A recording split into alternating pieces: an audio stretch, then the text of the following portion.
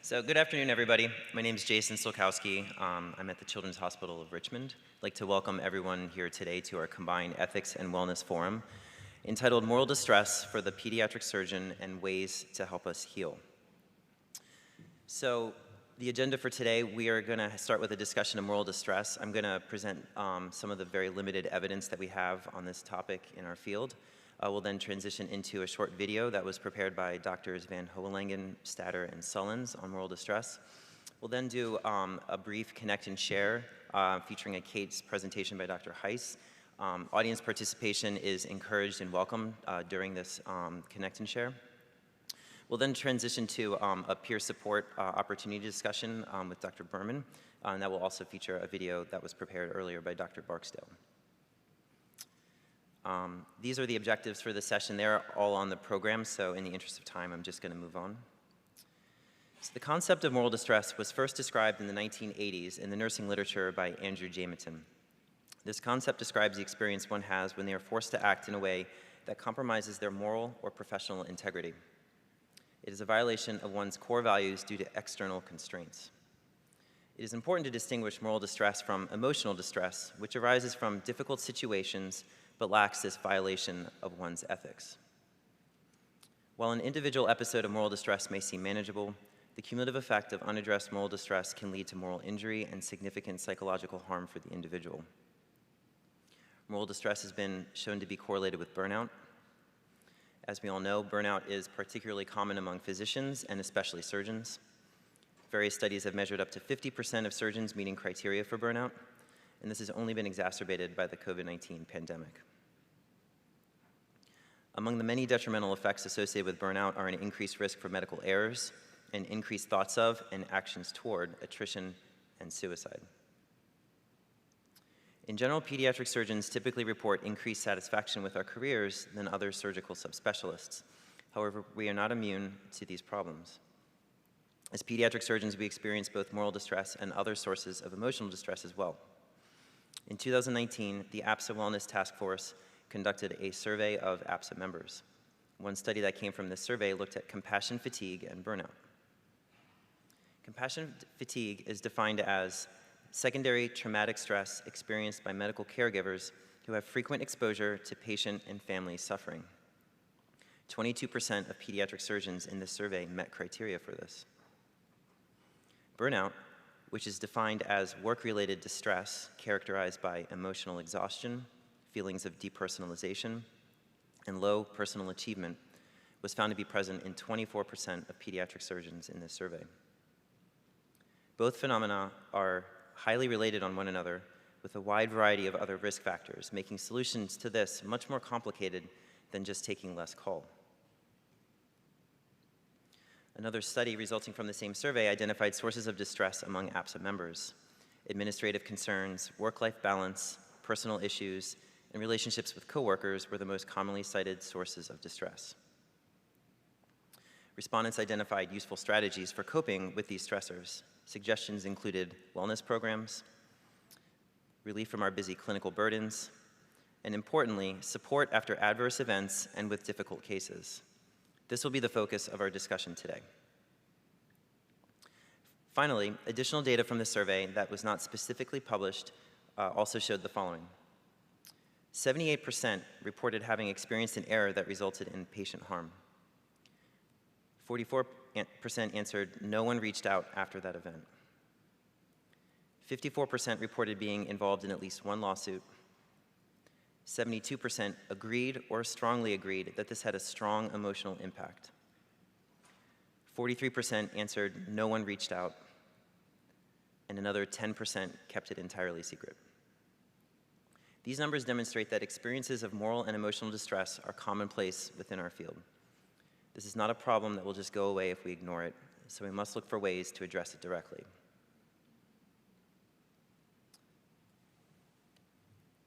So we'll now watch a short video on moral distress.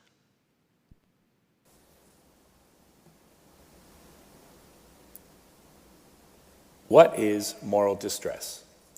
Moral distress is the result of the perceived violation of one's core values with the feeling of being limited from taking an ethically appropriate action. It often occurs when you know the ethically appropriate action to take, but are prevented to do so due to external restraints. For example, the ethical tension experienced when advocating in the best interests of a baby, but faced with the request for non-beneficial treatment.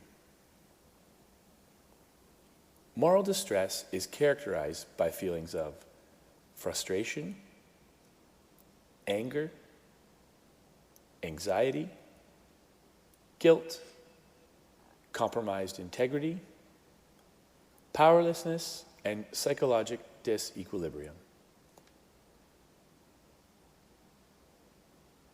So why should we address moral distress?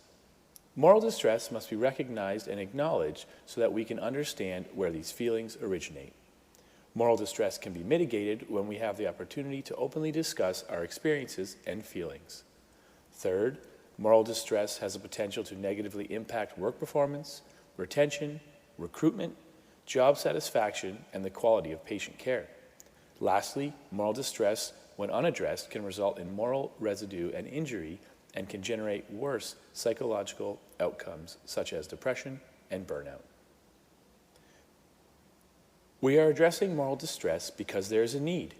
Barriers to education and intervention about moral injury are unfortunately ingrained in our surgical culture. There is a stigma and shame associated with moral distress and the surgical hierarchy. In this hierarchy, senior surgeons may be seen as impervious to moral injury, inhibiting other faculty members or trainees from sharing their feelings or emotional reactions or seeking help. By creating a safe zone, we generate a moral community, a group united by a shared common goal with moral implications, the well-being of our patients. The relationships within this moral community allow for vulnerability, for questioning, and tolerance for expressing uncertainty. Moral distress can be mitigated by convening as a group and creating a safe zone to share and validate feelings. These gatherings provide the opportunity to equip participants with the vocabulary to deconstruct the case, identify the ethical principles and core values that were challenged or violated, to share coping strategies, and identify practical takeaways to diffuse conflicts in the future. I'd like to take a moment to provide a framework for the Connect and Share gatherings. The facilitator should outline the framework for the session. Begin the session and set expectations. No HIPAA violations. Introduce the moderator, the person moderating the chat. Raise hands for discussion or participate through the chat, please. 2, brief case presentation. Don't get mired down in the clinical details. 3, reflect on the experience. 4, share emotions. And 5, takeaways. Practical tips, communication tools, and templates to frame and conduct patient discussions. Connect and Share gatherings provide the tools for moral resilience, which can be fostered with compassion, self-compassion, and an environment that allows for raising ethical concerns. Negative feelings can be rechanneled into opportunities for learning and growth. We'd like to take this opportunity to invite you to gather and share. Join us as we conduct our own Connect and Share session. Thank you. So just to, again, go over the rules, first of all, thank you all for being here. I think this is, there's a lot of people here, even though the room is big. I think this is a really important topic that we haven't really touched on. So first, obviously, no HIPAA violations. So if you have something to share, please leave protected health information out of it. Second, please be respectful. There's no right and wrong here. This is just all about somebody's lived experience. And so it's really important that that's respected. Virtual participants, if you're actually here and on Whova, you can also enter it in, and virtual participants can also enter it into the Q&A at any time.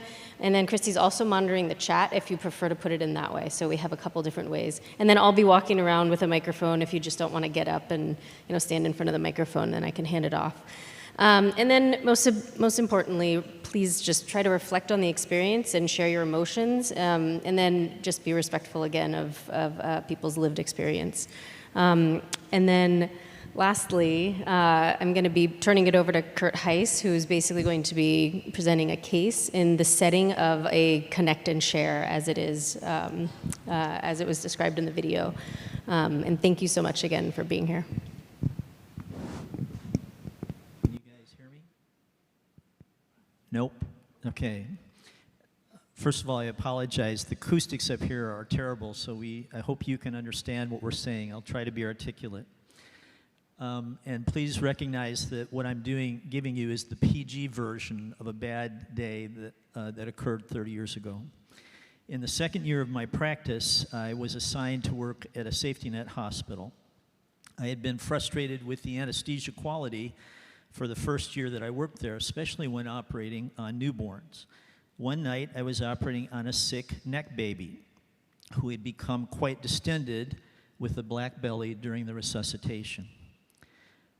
Lots of blood products have been given, and when we opened the abdomen in the operating room, there was succus and blood and a liver fracture at the falciform. Remember, in 1991, spontaneous liver hemorrhage from blood products was not a recognized entity. So I was pretty frightened, and I packed the abdomen and told the anesthesiologist that we had bleeding. I told him to start blood. A few minutes later, the baby became pulseless. I took the drapes down and started CPR. The first thing I noticed was there was no attending. Second thing, no blood. And the second-year resident was giving saline. I demanded the nurse call the attending. He arrived. We started blood and drugs and got the rhythm back. We stabilized the baby. I packed and closed and returned the baby to the NICU without finishing the operation. I had a difficult conversation with the anesthesiologist and told him I wasn't happy that sick babies needed attendings and not second-year residents, and then I told the NICU staff the same thing. 3 days later, I removed the packing, resected the bowel, but the child had developed multi-organ system failure and died a couple days later. This death really, really bothered me. I need to remind you that 30 years ago, that when events occurred that were quality problems, M&M was focused on flaws in the surgeon's performance and not on system problems or flawed processes. So when the M&M discussion occurred, I left the meeting feeling a lot of self-doubt and some feelings of not being good enough and like I was the problem, which really confused me because I thought I'd done a pretty good job. I told the NICU staff at this point that it was unethical for me to operate with two standards of care 10 miles apart. The response was my partners had never complained about this before, and this threatened their contract to be a level 4 NICU. I guess that was the beginnings of corporate medicine then. I said that I couldn't accept two standards of care for the newborns and refused to operate on babies at the hospital. This stance caused an interdepartmental problem. They were very unhappy and put a lot of pressure on me and on my partners, who admittedly had some mixed feelings about this because this was the environment they'd been working in for years. That was the standard in the safety net hospital, is adult trauma surgeons taking care of newborns, or adult trauma anesthesiologists. Just to throw out there that most practices hire new people to bring in new skills as well as to recognize problems and speak the truth to authority. I was young and quite frightened by this, and Dr. Herschel was badgering me about coming back to Ann Arbor, and so Ann Arbor was looking better and better all the time. I maintained that this double standard wasn't acceptable. I approached my chairman as the pressure got worse, and he supported me. Eventually, we stopped operating on NICU babies at the safety net hospital, and the babies were transferred to the children's hospital where I operated most of the time. Thanks for sharing this case, Kurt. You allude to the fact that you were, of your feelings of being tense and angry there, but I want to emphasize what you just said about not feeling good enough and feeling that this was your fault and your problem and not a systems problem. And in your advocacy for your patients and wanting to deliver, because they deserve appropriate anesthesia care, you sound like you were pretty steadfast and determined in providing this.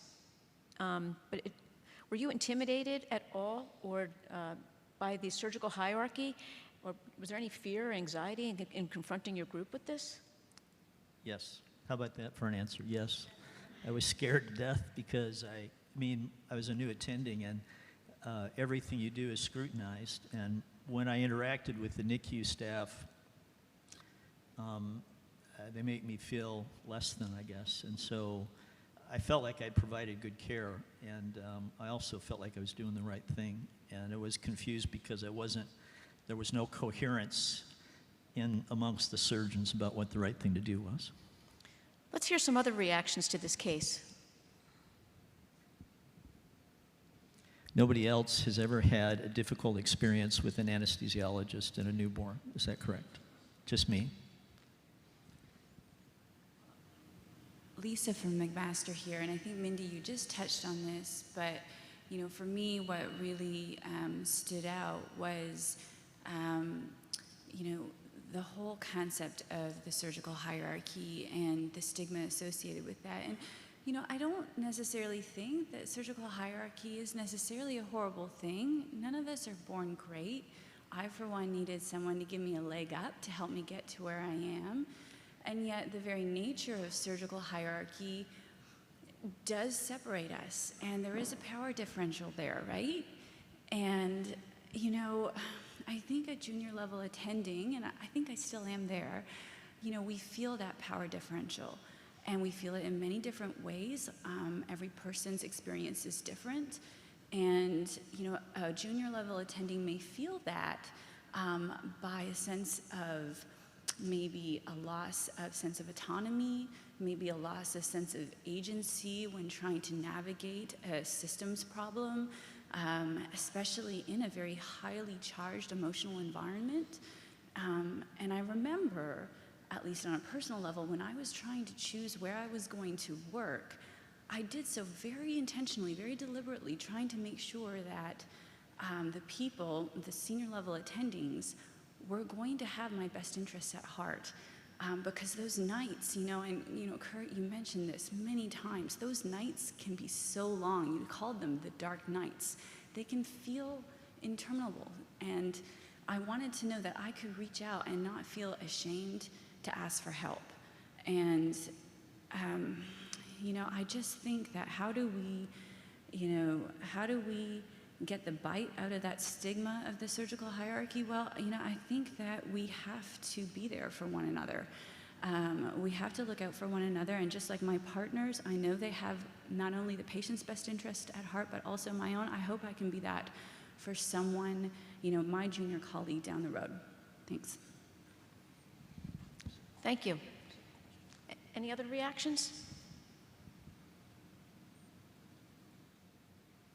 In a similar situation with anesthesiologists, I was at, have 2 level 3 nurseries, NICUs in my community, of which I operate at both, but because of political issues that had happened, we had 11 pediatric anesthesiologists in one group, and they just hired one in the smaller group. So they fired the larger group, and so they were trying to force me to take care of patients in the NICU at this hospital where they had a brand new pediatric anesthesiologist with no mentorship. And I refused to do any cases. I said, I'm not going to do it. You have to transfer them over to the other hospital. Our cardiac surgeon, who happens to do PDAs, said, Frida, it's not an issue. It'll be fine. And unfortunately, I was right, because he did a PDA in a 1-kilo baby, and the child ended up coding. He thought he'd had it intubated, misinterpreted what was going on, and child ended up having neurologic deficits. Ultimately, it was transferred over to the other hospital, which I ultimately had to put a feeding tube in and all of that. But I always stand by the fact that it is our ethical duty that we cannot compromise our care and have 2 levels of care when we're taking care of these patients, because if I'd taken care of children there when that person was there and something did happen, that's the thing that's going to wake you up at 3 o'clock in the morning and make you wonder why you did that. So I applaud Dr. Heiss for standing his ground and standing up to the administration. Thank you for sharing.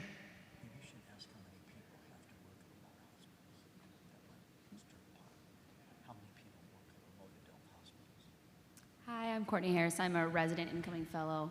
I think one of the other parts about your story that struck me was the lack of communication of when the attending anesthesiologist left the room at some point and that wasn't communicated, and how frustrated I'm sure that you felt at the kind of lack of teamwork that it was in the situation that was needed, and the lack, I think it wasn't purposeful, but kind of this disrespect of the team element that's so vital to take care of a sick baby or any sick patient, and how that was then put back on you as the leader of the team, but that team dynamic broke down because there wasn't good communication between the two parties. Thank you. Frustration is a very important emotion to identify, and this is the purpose of this framework, is to identify the emotions and then reflecting upon them, because we all are perfectionists per se, and it's very easy perfectionism can trigger shame, and shame gets spiraled. It is basically the emotion of I am bad, as opposed to I did something bad. And we have that harsh inner critic voice. So we need to address the anger, the frustration, and also the sense of powerlessness and isolation, feeling like you're on a desert island when you're off-site at a hospital all by yourself without support, going through this. Any other reactions? I think it's important also, being that we're discussing moral distress, is to parse out the ethical tension that created the moral distress. We've identified the feelings within this framework, but it's also important to use the correct nomenclature and vocabulary. Yeah, hi, Erica Carlisle from Iowa. So I think for me, sort of the crux of the ethical challenge here, or at least the obvious one, is the challenge between beneficence and non-maleficence. So we're struggling to take care of this baby in an institution that's closer to home and perhaps where mom is admitted, and finding that to be some of the benefit. But at the same time, we're putting this child in an operating room without the resources we'd usually have at our home institution, without the anesthesia support that we'd have, and clearly without the ability to respond in the way that we think we need to when we're caring for a sick baby. So sort of that component of non-maleficence really strikes me. But I think if you look past it, what I'm hearing and what I think I've heard some of the other commenters say is this really gets at a concept of equity. We're doing different operations for children because they're across town. And for me, it feels wrong to really try to balance that, and it just feels unjust. And I think as we stake that a little bit further, we presume that we have this fiduciary relationship to our patients and their families, and when we don't uphold that, it's impossible for us to expect them to trust us. So I really struggle with how we can sort of move forward to balance these ethical tensions and act in a way that promotes the best interest of our patients and still, maintains our job. Thank you. I like the fact that when you reached out to your chair that there was support. I think it's even more challenging as a junior faculty when your senior leadership does not support you. And that creates even more moral distress. I had a situation where a family member was somebody who worked with my department chair and demanded an apology, even though I'd done exactly the right care for the patient. And I was concerned that if I justified her concerns, that it would lead to more Munchausen's by proxy, for example. And I was forced to write that letter. And that really hurt me as an individual. And I think, in the trauma world, we create this culture of safety. And I think that that's what we should strive to do, is create this culture where it's okay to talk about things and it's okay to present what we think of as system issues that can be fixed. And that, I think, has gotten better over time, but definitely an area that can help us in moral distress. There's a virtual chat question from Ann McCow. Kurt, what ultimately helped you get through this and keep standing your ground?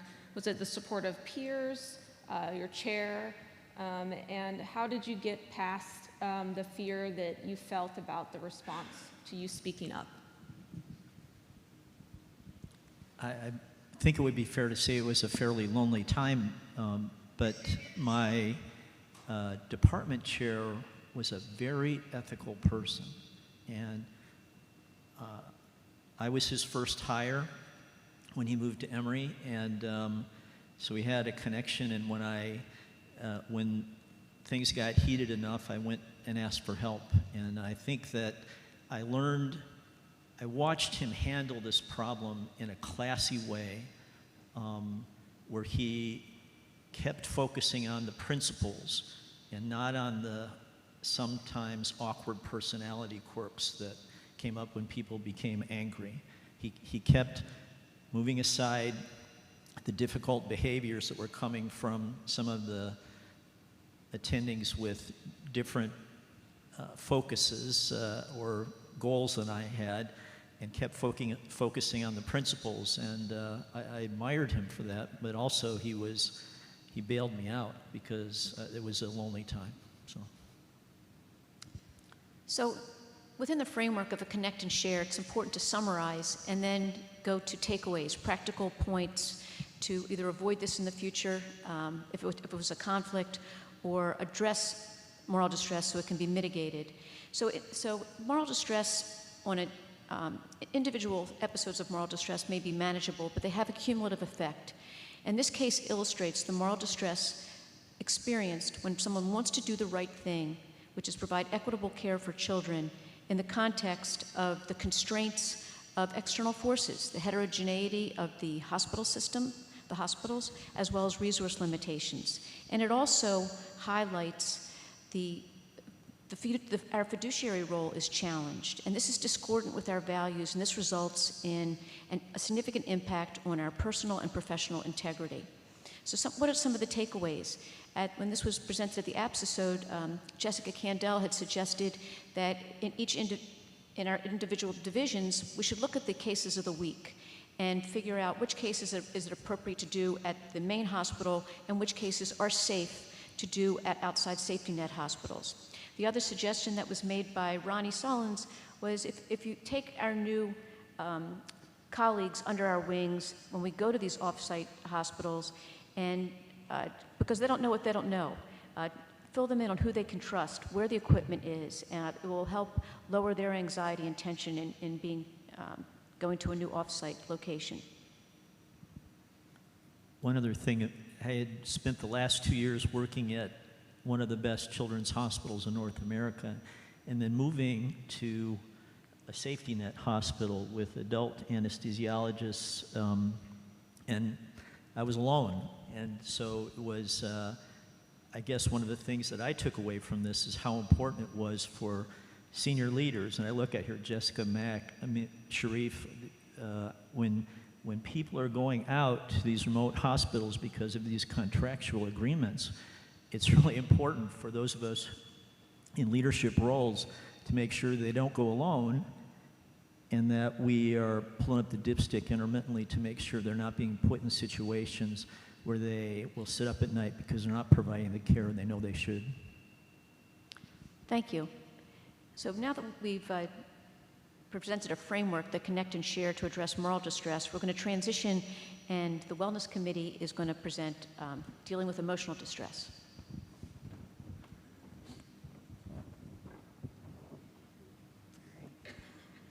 All right, thank you so much for all the participation, and we're going to have more of a chance at the end to wrap up and kind of answer some logistical questions about, this seems like a great tool. How do I do this in my organization? And I want to talk a little bit about peer support as well, but I'm going to start with a video from Dr. Barksdale. Hi, I'm Ed Barksdale. As many of you may know, the current 53rd president of the American Pediatric Surgery Association. I'm delighted to speak with you today on a topic that I think is critically important for us all. I so appreciate the initiative that Loren, Berman, and the Wellness Committee has engaged in to bring this to the fore and to make this an important issue for discussion. Let me give you a very brief anecdote, not really an anecdote, but a true story that occurred. This happened about 20 years ago. At that time, I was doing all the fetal consults, or most of them, at the University of Pittsburgh Children's Hospital. I saw a kid who had a TEF, a duodenal atresia, and a right-sided multicystic dysplastic kidney, and I saw the patient with the urologist and the perinatologist. We met with the family and had a plan of care. We were very likely at birth going to possibly do a nephrectomy if the TEF and the duodenal atresia went well. But the plan was I would start the surgery and when the baby was born. When this baby was born, I was excited. The TEF component, which we did open at the time, went very well. We proceeded to the abdominal portion of the procedure, which we were also doing open. And there was a very large kidney, multicystic, that made it difficult to do the duodeноstomy. So I called the urologist in to get his opinion, and he said, well, Ed, maybe we should just resect this kidney now. Now, we had seen on ultrasound that there were 2 kidneys, and it was late in the day. He said, Ed, why don't you do it? I put my finger over to the other side, felt what I thought was a kidney on that side, and we had ultrasound showing bilateral kidneys, and in fact, the left kidney appeared to be the one that was functioning and supporting the baby. We did the nephrectomy. I completed the diamond anastomosis, proud of what we had done, and 18 hours later, there was still no urinary output. The patient was anuric, and when we did an ultrasound, there were no kidneys. I was shattered in many ways.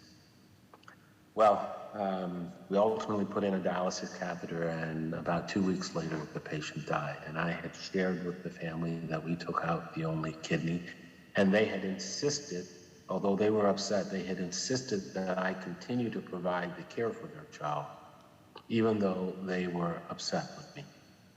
This ultimately became a settled case with shared responsibility for the settlement between the urologist, myself, and the perinatologist. But I felt the weight of the burden. And over the next 6 to 12 months, I could not get this out of my mind. It was intrusive to my thoughts and my sleep. It was disruptive to my personal life, my family life, my ability to operate. I just couldn't seem to shake it. I was always thinking about the case. I would look to my partners for affirmation, but there often was not that from them. Everyone was, how could this happen? Didn't you check? My good friend, Henri Ford, who was my partner at the time, was really only my sole source of solace as a peer in the hospital. I didn't dare share this with anyone outside the hospital. And I just, it was tough. And it seemed like the case was always coming up. It came up at pediatric surgery M&Ms. It came up at adult or general surgery M&Ms. I had to go before the hospital review board. And I knew that I was a good surgeon, but this really shook my confidence in a big way. And to compound this, I had to go through a deposition, number of discussions with lawyers prior to the time that the case was settled. And what I realized after this is what was missing for me is an avenue to really dispel or talk about this. And although as a person and just for me, I rely on my faith, my family, and my friends. So I prayed, I meditated in order to get internal strength, and prayer was for divine strength. I relied on my family, who couldn't quite understand, but they were supportive. And I also relied on my friends in medicine who were supportive, but what I really missed was peer support. I missed the ability to have someone like me, not in my own environment, who would not be judgmental and who maybe had gone through this before and that I could relate to. I couldn't speak to my partners. They just couldn't grasp the type of support. And so what I think is necessary in these types of cases is that we need to have an avenue of dispersing these feelings. And although I think that there are certain strategies, I learned that you have to face this problem straight on, and you cannot wait. You have to address it. I had grief, not just grief for the patient, but grief for myself, the person that I had lost, the surgeon that I had lost.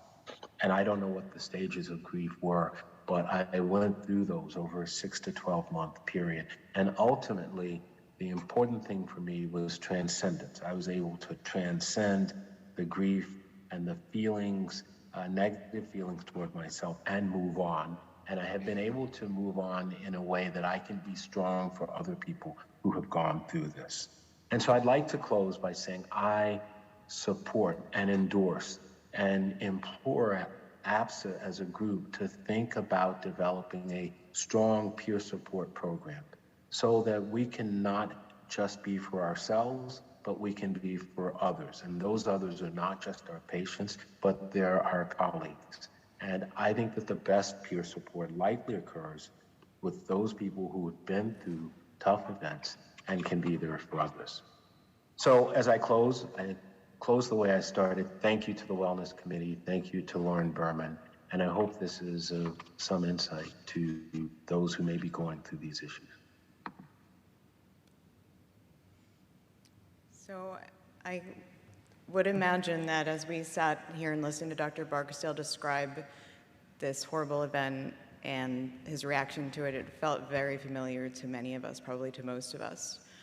And when we also think about the culture that many of us were raised in through our general surgery training and even our pediatric surgery training, it's not one that encourages us to talk about these feelings when these events happen. Often, as Kurt mentioned earlier, the main forum for discussion is M&M. We know from our wellness survey and other surveys we've done through the Quality and Safety Committee, people describe M&M as a lot of shame and blame and personal responsibility. We like to think we've moved beyond that era, but I'm not so sure that's true in many places. So when we are lacking the ability to voice these feelings and support each other, we don't recover from them well. And we don't recover, it can lead to us leaving our institutions, leaving medicine altogether, or even being more likely to commit suicide. And this was mentioned by Jason, but there's very good data to show that physicians who have recently committed a medical error are twice as likely to have had suicidal ideation. This was a survey that was done of about 7,000 physicians. We also know that the more errors we make, the more likely we are to have burnout and the more errors we're going to make. So it's a vicious cycle. So I want to really start to focus on how do we break this cycle and what are the solutions. And that's what today's all about. So the term second victim syndrome was coined back in the year 2000 and is defined as a healthcare provider who's involved in an unanticipated adverse event who experiences psychological and emotional trauma. And many of the words on this slide were actually voiced by Dr. Barksdale, and I'm sure many of us can relate to having felt this way after a complication. And I think it's really important to know that this is actually a normal reaction. But what's not normal is to never deal with these feelings and never be able to recover. This is pretty common. On our survey, close to 80% of us reported that we've personally committed a medical error that resulted in patient harm or death, and that only 25% of us were satisfied with the support that we received in the wake of the error. So there's a lot of room for improvement here. There's a false belief among many of us that we don't want to talk about this. We want to sweep it under the rug because we're afraid that if we have a conversation, people will feel more shame and more embarrassment, and it's better just not to talk about it. But when we actually ask surgeons, who would you want to be contacted by after an adverse event, only 11% of us said they would prefer not to be contacted.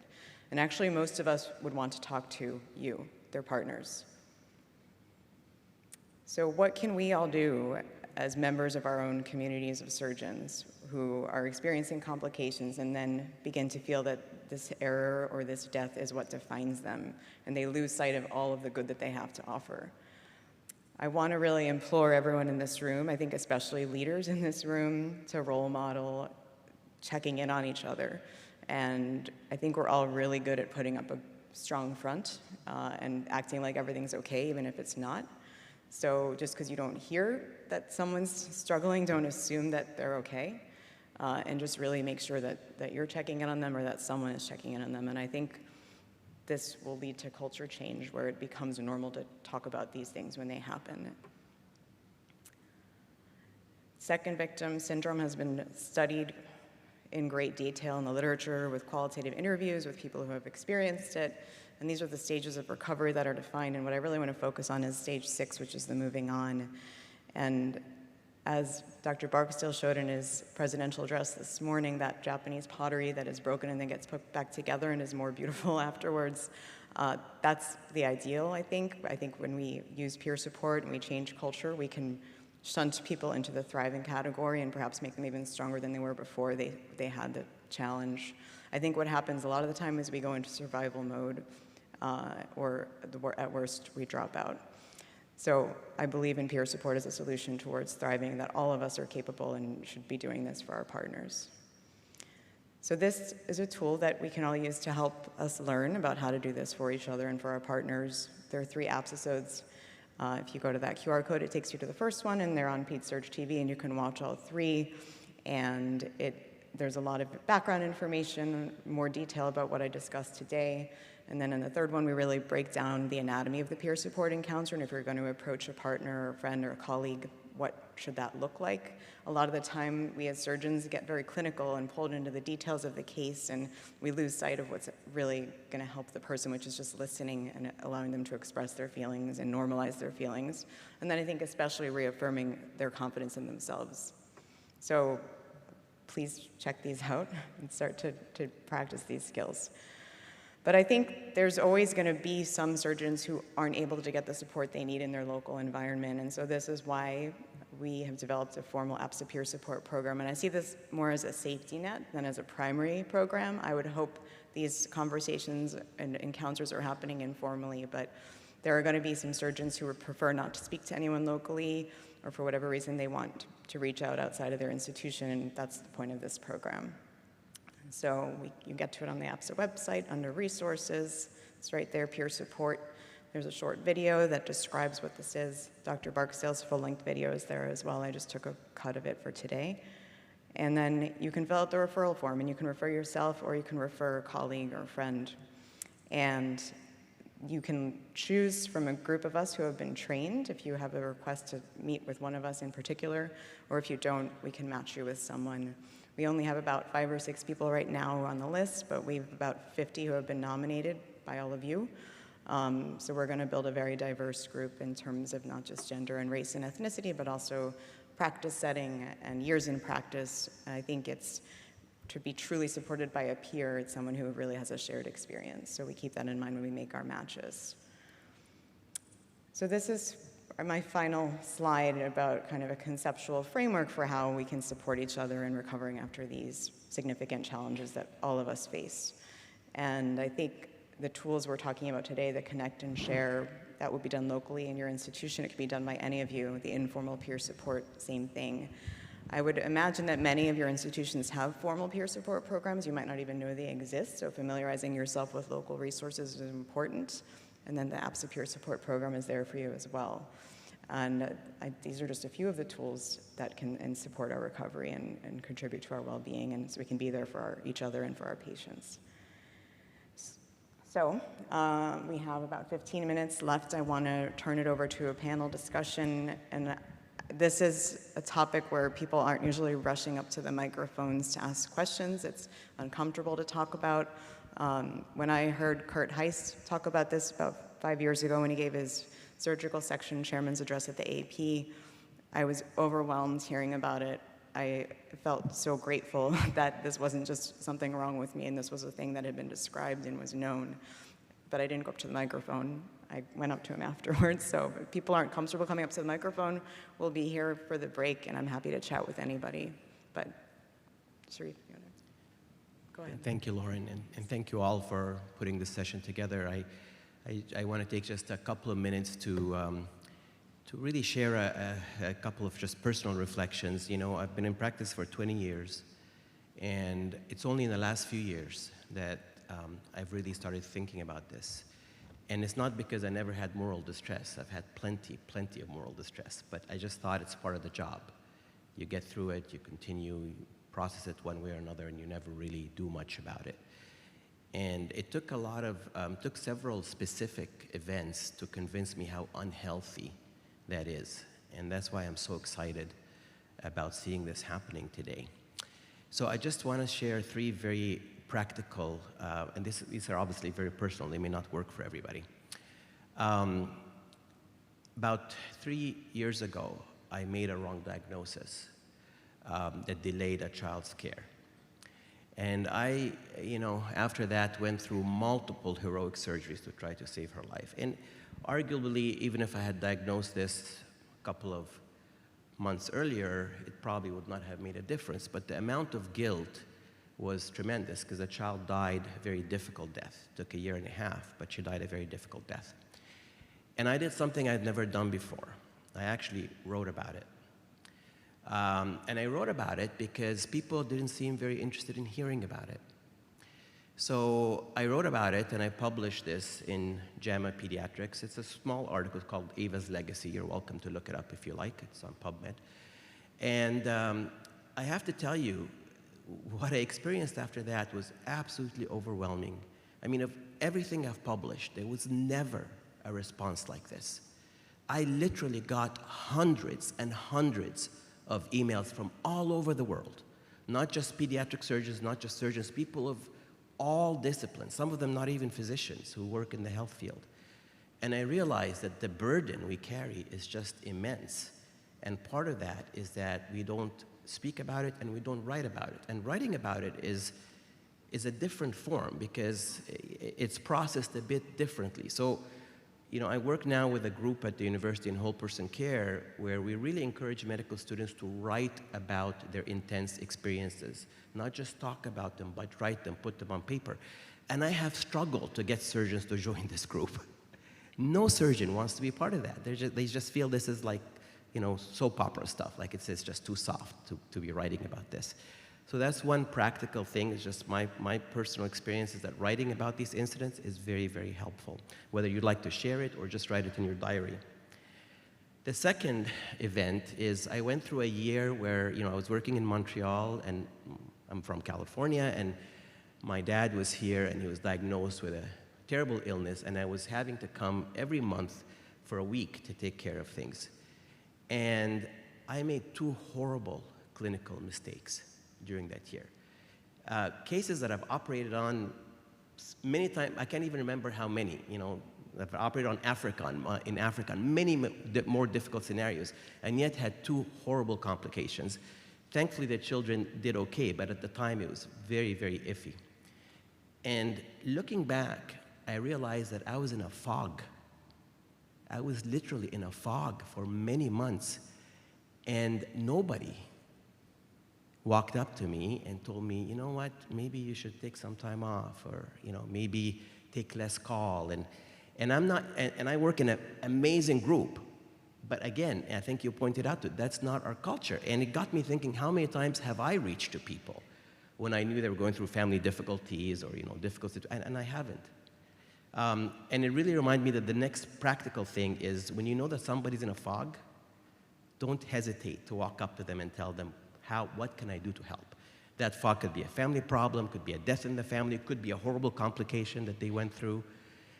And the last thing, and again, this is very personal, but I tell students and residents all the time that it's not the families whose children I've saved that I've come closest to, it's those whose children's funerals I've attended.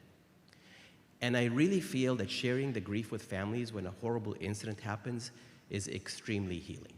So I just wanted to give those 3 practical parts just from my own experience recently. Thank you. We have another virtual question from Ann McCow, and this is pertinent, I think, because we've talked a lot about coaching at this meeting. If someone's been thinking about coaching in response to burnout, how would you counsel them about what they can gain from peer support versus coaching? And do you think of that these are synergistic, and how might someone best navigate the benefits of both? Yeah, no, I'm really glad that question was asked, because I think there are so many great tools, and maybe some people are getting confused about when you do one versus the other. So I think the real difference is this is when you're experiencing an acute stressor, right? And it doesn't have to be a complication or a bad outcome. It could be what Sharif just said. It could be but it's when you really need like emotional first aid. I think I see coaching, and Holly's there, so feel free to go up to the mic if I don't get this right. But I see coaching as more preventative and building the kind of resilience and the capability to maybe even not get to a point where this complication isn't going to destroy you because you have other better coping mechanisms. And if you're in an acutely emotionally stressed state, you should not have a coaching encounter in that state of mind. So this is much more kind of stopping the bleeding versus preventative. Is that? I got the thumbs up from Holly, but thank you for the question. Casey Calkins from Milwaukee. It's always very difficult to follow Dr. Emile. Your comments are especially salient, and I appreciate you sharing them. I wanted to offer an anecdote. I appreciate you all sharing your survey results, which I did fill out. I think it probably underestimates the actual numbers of moral distress. But the anecdote I wanted to offer is not really reflected in that survey. And it's a short story, I'll tell you. I just finished my fellowship in Kansas City in 2005, and I was at a dinner honoring one of our retired surgeons, Marv Glicklick, and I sat next to him at dinner. And here I'm gung-ho, I'm just out of fellowship, and I asked him, I said, Dr. Glicklick, what have you enjoyed most about retirement? And I was expecting him to say, I get to spend time with my grandkids, I get to travel, I get to read, whatever. And he said, no, Casey, it's very simple. I don't have to worry about the patients anymore. And these incidents where you have complications that you'll never forget about are kind of overscored by the day-to-day moral worry that we have about our patients. And that phone over there is a blessing and a curse. Because I find myself opening haiku or whatever thing that you use to check in on your patients. I'm here in San Diego, I'm operating on patients next week, and I'm constantly worrying about it. And that's from somebody that's, for those of you who've operated with me before, I'm very, very confident, sometimes overly so, but at the end of the day, there's this constant undercurrent of worry about patients, not only you've operated on, but that you're going to operate on. And you need to find a way to figure that out. And I don't know if the panelists have any tips about how to go about doing so. Thank you again for putting on this session. Thanks, Casey. I don't know that I have any tips. I strongly relate to everything you just said. I think for me, the worry translates into such great satisfaction when it does go well. So it's kind of part of that, the highs are high, the lows are low thing. And but yeah, I think it's something we can all relate to. Steve. Steve Stylianos from New York. Comment and a question. The comment is, albeit late in my career, I've been inspired by Kurt and Mary Brandt and Loren to learn a bit about peer support. And the message that seems to jump out from everything I've read and every one I've listened to is the missing piece in the old days, those dreaded old days, was the opportunity for someone who was suffering to tell their story out loud to someone who would understand. I think we are all perfectionists, and when something doesn't go well, we seem to honor that child or that mistake by ruminating. We go over that tape in our heads, and it just plays over and over and over again. It's ceaseless, and it's so harmful. And that being able to tell that story, but not years later, but maybe a few days or a few weeks later, I think could make so much of a difference. And so I'm just so moved by this effort. It's so long overdue, and people of my vintage are going to support you 1,000%. We wish we could go back and do it better, but we're going to watch you guys do it better. So that was my comment. My question was, more and more institutions finally are catching on. How do you see an organizational peer support program? Is it complementary to one at each individual institution? How do these two, how are they going to blend? Again, thank you. Thanks so much, Steve. Really appreciate your support. So I think it's different. We have a peer support program at Nemours that has been up and running for almost 2 years now. And it's great, and I'm really glad we have it, but it's not perfect because it's hard to find someone, what you just said, like someone who has lived that experience. I think peer support works best when you're talking to someone who just gets it. And sometimes it can be hard unless you have a formally trained peer supporter embedded in every clinical division in a hospital. Most don't have that.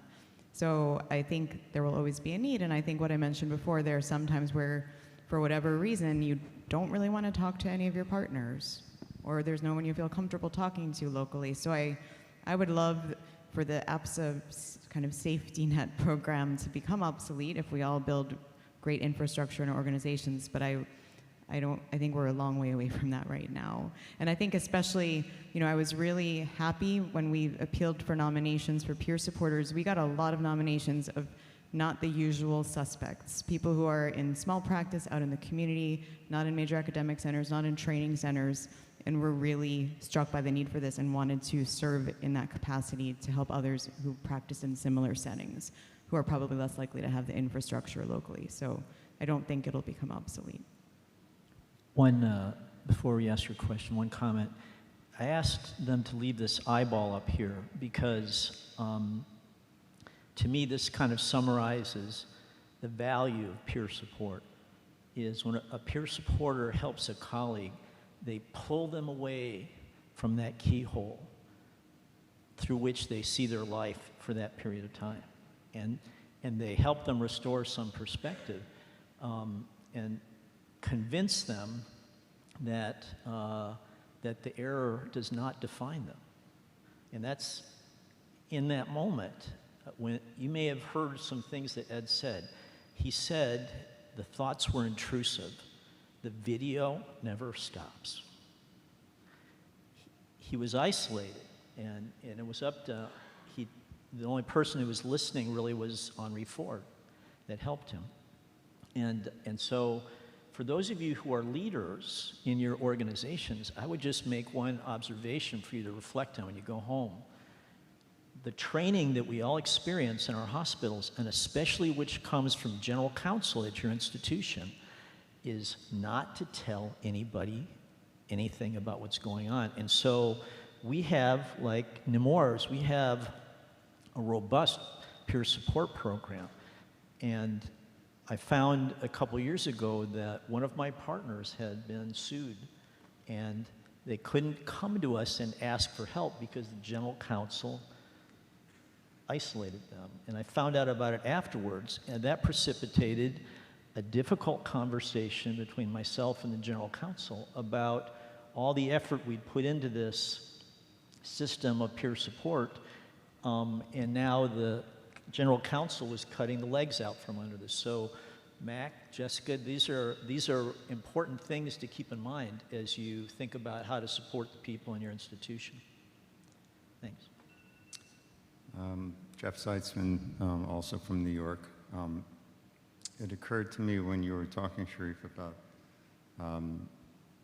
what happened that Barbara Barlow, and dealing with all the emotional stuff that led to your accidents, that Barbara Barlow, our esteemed colleague, who spent a lot of her life taking care of trauma and children falling from windows, used to say over and over again that accidents don't happen. There's no such thing as an accident, that they're all preventable.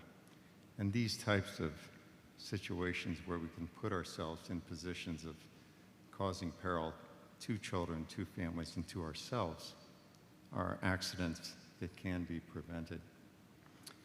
I think of these as injuries not just to the children and the families, but these are wounds that we suffer.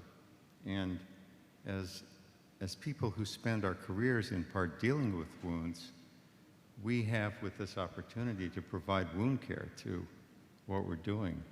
Some of that wound care, I feel blessed to be a part of a group where that's recognized and taken care of, and has been for a number of years, very regularly.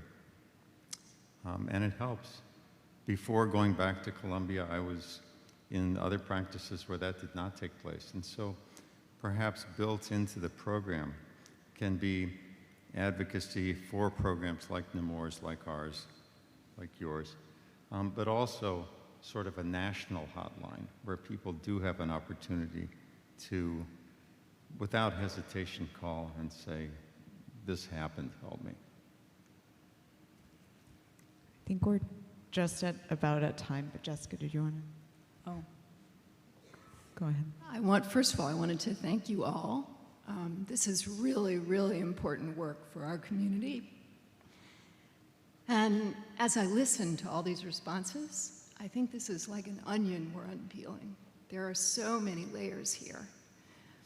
The particular layer to which I wanted to speak was something that Erica actually began to suggest and that Kurt spoke about.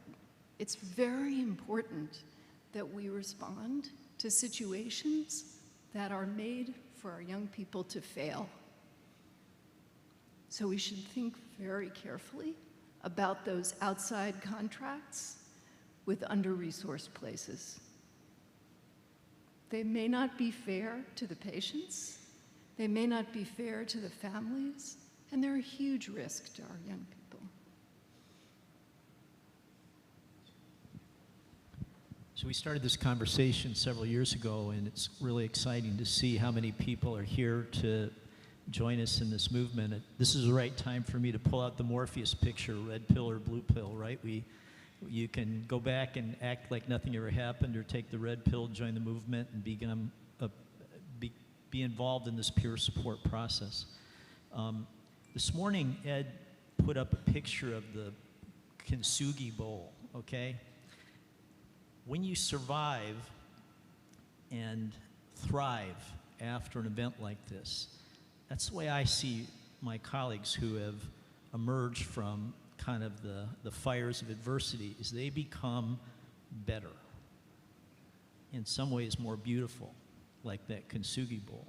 It's not a failure. It's not that you're broken. It doesn't define you. You learn and grow and become better. So thank you. Thanks to the Board of Governors for letting us do this.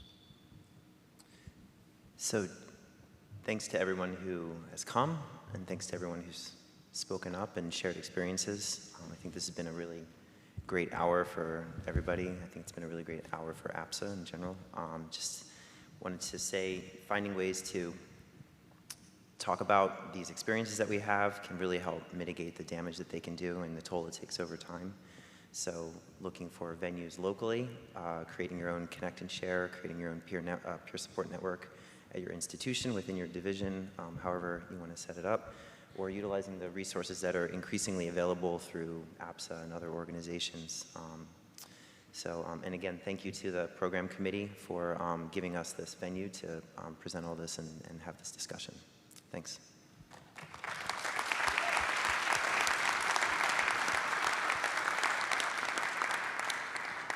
I'm putting up one last slide. I'm sorry that this is not an afterthought. Mary Brandt was supposed to be on this panel and she wasn't able to come.